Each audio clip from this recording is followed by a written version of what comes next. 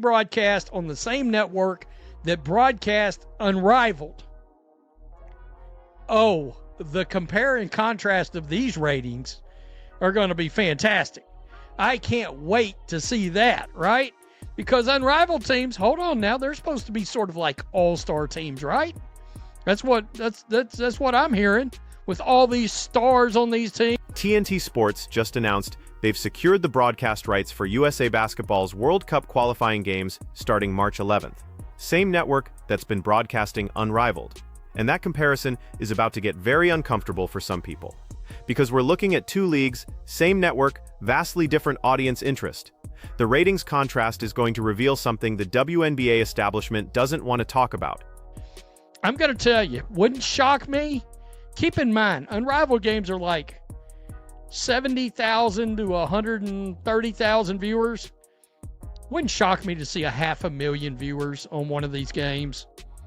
Maybe more than that. I'm predicting at least 3 to 4 times the amount of viewers for this USA Basketball. Let's put some numbers on this. Unrivaled games have been pulling between 70,000 and 130,000 viewers per broadcast. That's their reality after weeks of hype about 3-on-3 basketball featuring WNBA stars. Now we're about to see what happens when you put Caitlin Clark, Paige Bueckers, and Angel Reese in USA Basketball uniforms on that same network. The prediction floating around is 3 to 4 times those Unrivaled numbers, possibly 500,000 viewers for a single game.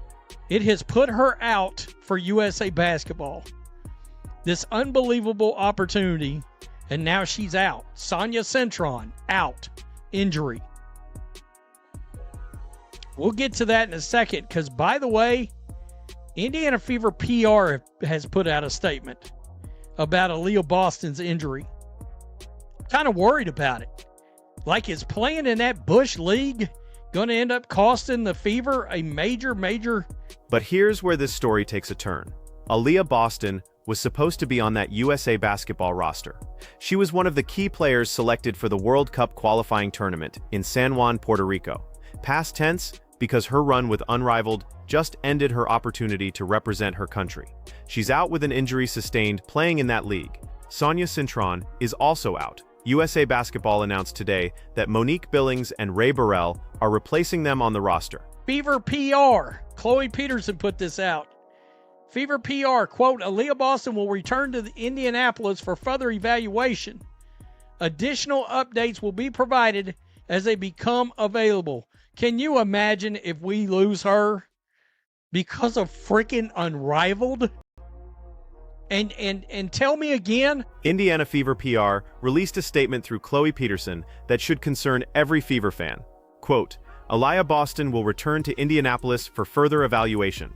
Additional updates will be provided as they become available. That's corporate speak for we don't know how bad this is yet. And the timing couldn't be worse. With a new CBA potentially on the horizon that could dramatically increase player salaries, Boston's earning potential might be compromised because she was playing in a competing league during the offseason. How there's not a conflict of interest between the WNBA/NBA owners and in this competing league when their own assets are potentially put in jeopardy due to injury?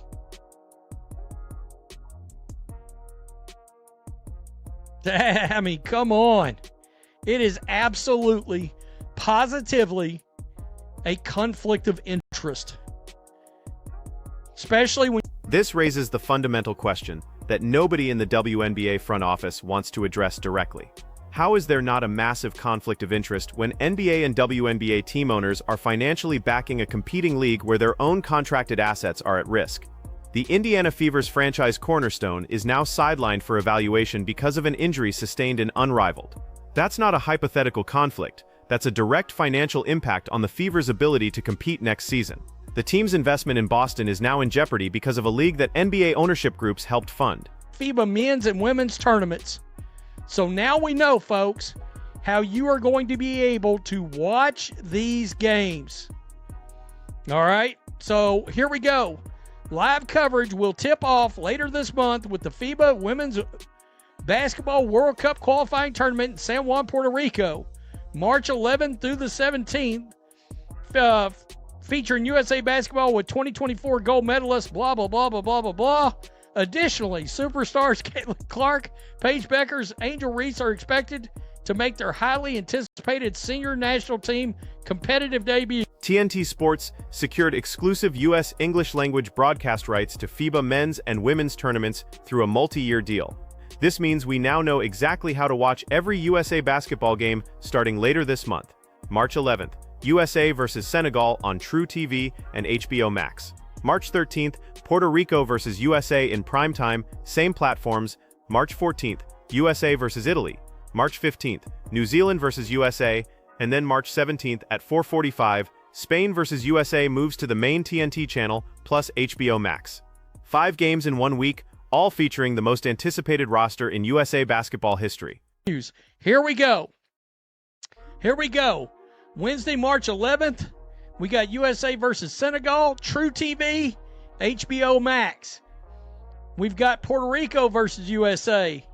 March 12th, Thursday. That's a primetime game. Of course, I will put out reactions to all these games. True TV, HBO Max. Saturday, March 14th, USA versus Italy. True TV, HBO Max. New Zealand versus USA, Sunday, March 15th. True TV, HBO Max. And then Tuesday, March 17th at 4:45, Spain versus US, TNT and HBO Max. The press release specifically mentions that Caitlin Clark, Paige Bueckers, and Angel Reese are expected to make their highly anticipated senior national team competitive debuts. That language is deliberate. These aren't just games. This is the introduction of a new generation to the international stage, and the network knows exactly what they have. This is why they put out that press release within an hour of speculation building online about broadcast rights. They understand the audience demand for this product. By the way, I read the other day that TNT Sports ultimately could end up, I don't want to say be put into jeopardy, but there's some word out there because, you know, Paramount just bought Warner Brothers. TNT is part of Warner Brothers along with TBS. True TV, part of Warner Brothers. That Paramount may dissolve TNT Sports into what they do. But there's an interesting wrinkle in TNT's future that could impact all of this. Paramount just acquired Warner Brothers, which owns TNT, TBS, and True TV. There's industry speculation that Paramount might restructure or even dissolve TNT Sports into their existing sports division. When media analysts listed TNT's major sporting events in recent coverage of the acquisition, Unrivaled wasn't mentioned, not once. And Unrivaled's media rights deal with TNT ends after next season. Given the current ratings performance, TNT has a clear exit opportunity if they want to take it. Now, I don't know about you guys, the question going into USA Basketball now is, how much are they going to play Caitlin Clark? Because I don't know about you guys, but tuning in and see her playing for 12 minutes or some BS like that, woo-wee! USA Basketball better be careful here. Now we get to the question that's going to dominate the conversation leading up to March 11th. How much is USA Basketball going to actually play Caitlin Clark? Because if viewers tune in expecting to see her run the offense and instead she's playing 12 minutes per game in a limited role, the backlash is going to be immediate and severe. USA Basketball has to be aware of this dynamic. They've seen what happens when the WNBA mishandles Clark-related decisions. The audience is not forgiving when they feel like they're being bait and switched. You want to talk about backlash? And you know, they can always hide it under the aura, the umbrella of, well, Caitlin Clark's coming off an injury. Wait a minute now. It was made very public by Caitlin Clark. She was 100% ready to play basketball. From a health standpoint, she's 100%, has been. That came out for months ago. The default excuse is already teed up. Caitlin Clark is coming off an injury. She needs time to get back into game shape. Except that narrative doesn't hold up to basic scrutiny. Clark herself made it very public months ago that she was 100% healthy from a medical standpoint. That statement came out in December. We're now in March. She's had 3 full months of training and preparation. If USA Basketball tries to limit her minutes using injury concerns as cover, fans are going to see right through it. The receipts are already out there showing she declared herself fully healthy. We all know Sue Bird's involved, Paige Bueckers, UConn Mafia, all of that. Who is going to be starting at point guard for USA Basketball? It's one of the biggest questions. Woo! If it is not Caitlin Clark, look out. Backlash. Tell me what you think. Make sure you're subscribed. Make sure you're still subscribed. The starting lineup composition is going to tell us everything we need to know about USA Basketball's priorities. Sue Bird is involved in the selection and coaching process. Paige Bueckers brings the UConn connection. And there's a very legitimate question about whether institutional loyalty is going to override merit-based selection. Who starts at point guard? If it's not Caitlin Clark, who just had one of the most dominant rookie seasons in WNBA history and led the league in assists, then USA Basketball better have a compelling explanation ready, because the court of public opinion is not going to be sympathetic to politics over performance. Here's what makes this entire situation significant beyond just one tournament or one broadcast deal. We're watching the collision of multiple competing interests in women's basketball, and the cracks in the system are becoming impossible to ignore. First, you have the broadcast rights angle. TNT Sports is about to provide us with a real-time controlled experiment.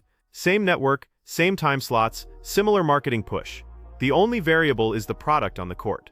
Unrivaled has been positioned as elite 3-on-3 basketball featuring WNBA stars. The ratings have been disappointing by any measure. Now we're going to see those same stars plus Caitlin Clark, Paige Bueckers, and Angel Reese playing 5-on-5 for national pride. If the ratings gap is as dramatic as predicted, it's going to raise uncomfortable questions about what actually drives viewership in women's basketball. Second, the injury situation with Aliyah Boston exposes a structural problem that the league has been avoiding. When NBA and WNBA ownership groups invest in a competing off-season league, they create a direct conflict with their fiduciary responsibility to their own franchises. The Indiana Fever didn't send Boston to play in Unrivaled. She went because the money and opportunity were there. But now the Fever are potentially losing a cornerstone player for the start of their season because of an injury sustained in a league that their own ownership colleagues helped fund. How is that not a massive governance failure? Think about the position this puts Caitlin Clark and other marquee players in. They're being told that Unrivaled is good for the sport, that it provides opportunities for players to earn money and stay sharp in the offseason. But what they're not being told is that the risk calculation fundamentally changes when you're the player driving viewership and revenue. If Clark had torn her ACL playing in Unrivaled, the financial impact on the WNBA would have been catastrophic, not just for the Fever, but for the entire league's media rights negotiations and sponsorship deals. Yet the same ownership groups benefiting from her star power are encouraging participation in a league that puts her at risk. The timing of this World Cup qualifying tournament is particularly revealing. These games are happening in March, right as WNBA training camps are about to begin. Players are supposed to be ramping up for the season, getting their bodies ready for the grind of a full schedule. Instead, we have key players like Boston and Centron injured and unavailable. Other players are going to arrive at training camp having just played 5 high-intensity international games in 1 week. The wear and tear is real, and it's going to impact the quality of play when the WNBA season starts in May. And here's the thing about beat reporters and media coverage that connects back to this entire narrative. When Unrivaled launched, the media coverage was overwhelmingly positive. Stories about player empowerment, off-season opportunities, keeping players in the United States instead of going overseas. Very little critical analysis of the injury risk, the conflict of interest with existing team contracts, or the sustainability of the business model given the viewership numbers. Now that we're seeing the consequences play out in real time, where's that same media scrutiny? The comparison between Unrivaled ratings and projected USA Basketball ratings is going to be impossible to spin. If USA Basketball games are pulling 3 to 4 times the viewership on the same network, that's not a small difference. That's a fundamental statement about what the audience wants to watch, and it's going to raise questions about why so much capital and institutional support went into Unrivaled when the demand signals were always pointing in a different direction. Watch that initial clip again about the ratings prediction. The confidence in that statement isn't based on speculation. It's based on observable patterns from the past year. Every time Caitlin Clark plays, viewership spikes, Every time Paige Bueckers is on national television, people tune in. Angel Reese drives engagement and conversation. Put all three of them on the same court representing their country, and you have appointment viewing. The audience has been telling us this for months. The question is whether the institutions controlling women's basketball are willing to listen. Now compare that to how Unrivaled has been marketed and covered. The messaging has been about star power and elite competition, but the ratings don't reflect that narrative. 70,000 to 130,000 viewers per game is not elite by any standard for a nationally televised sporting event. That's niche programming. And there's nothing wrong with niche programming, except when it's being positioned and funded as a major league that's supposed to compete with international opportunities and impact the broader ecosystem of women's basketball. The contrast reveals something important about the disconnect between what the establishment thinks the audience wants and what the audience actually wants. There's been an assumption that any product featuring WNBA stars will automatically draw significant viewership. The Unrivaled ratings disprove that assumption. What draws viewership is compelling basketball played by athletes that fans have an emotional connection to, in formats that feel meaningful. International competition representing your country checks all those boxes. 3-on-3 games in a league that most casual fans didn't know existed until 2 months ago doesn't. Scott Agnes and other Indiana beat reporters are going to be watching the USA basketball roster situation very carefully. If Aliyah Boston's injury turns out to be serious enough to impact her regular season availability, the questions about Unrivaled's role in the WNBA ecosystem are going to intensify. Team beat reporters have relationships with front offices and ownership groups. They're not going to want to bite the hand that feeds them access. But at some point, the story becomes too big to ignore. When a franchise player gets hurt in a competing league that NBA owners helped fund, that's not a minor footnote. That's a major investigative piece waiting to be written. What makes this particularly awkward for USA Basketball is that they can't control the narrative around playing time and roster decisions the way the WNBA can. These games are on national television with millions of people watching. If Caitlin Clark is sitting on the bench while lesser players get minutes, social media is going to explode in real time. The coaching staff can't hide behind load management or practice performance. The audience is going to judge what they see on the court, and they're going to compare it to what they know those players are capable of based on their WNBA performance. This dynamic is going to continue throughout the tournament and into the WNBA season. The relationship between player value, injury risk, competing leagues, and institutional priorities is fundamentally broken right now. Aliyah Boston's injury is just the most visible symptom of a larger structural problem. Until ownership groups are forced to choose between investing in their own teams and investing in competing leagues, these conflicts are going to keep happening, and players are going to keep bearing the cost. So the question becomes, was creating Unrivaled worth it? Was it worth the injury risk to marquee players?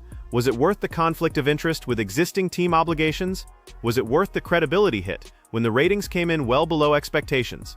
Because from where we're sitting right now, watching Aliyah Boston fly back to Indianapolis for injury evaluation instead of representing her country in Puerto Rico, the answer is starting to look pretty clear.